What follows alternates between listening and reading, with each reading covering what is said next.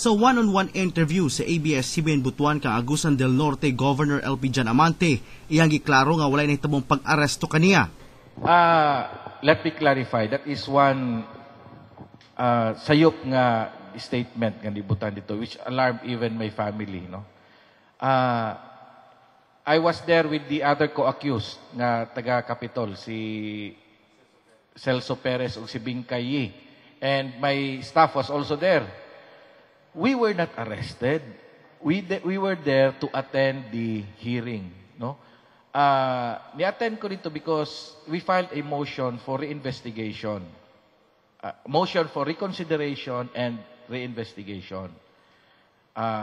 Because as I said, I think wa gikuan sa ombudsman tanan nga mga among mga supporting docs, wa gi-treat.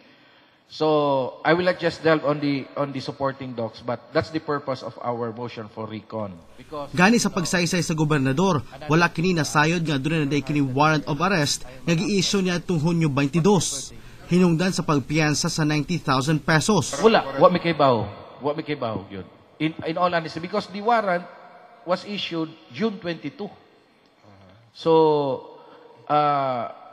naka-file mi og information, naka-file mi og motion, I think, if I'm not mistaken, Friday or Monday, no? 17 or 20. So, by law, I was advised by my lawyer, if there is no warrant upon our filing, it means nga no warrant will be issued because there is already a motion for recon and reinvestigation. So apparently this was na-overlook siguro nila. So na-file gihapon na-issue gihapon ang warrant by 22. But the justice told us that you can just post bail.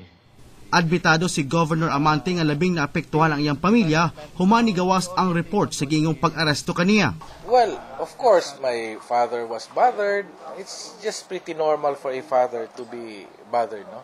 Especially for issues like that. But I told them not to worry because I stand on solid legal ground on this, and I told them not to worry anymore.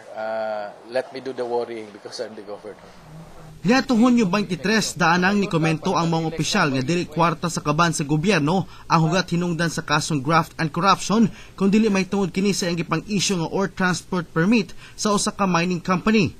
Lig-ong gipahayag sa opisyal nga wala kini gihimong biolasyon og legal ang tanang proseso sa paghatag OTP sa maong kumpanya. Tungod kay aduna pa man kini pending nga kaso sa Sandigan Bayan, dili kini tugutang makabiyahe gawas sa nasod ug nagpaabot pa usab kini sa sunod nga schedule sa pagdungog na usab sa iyang kaso.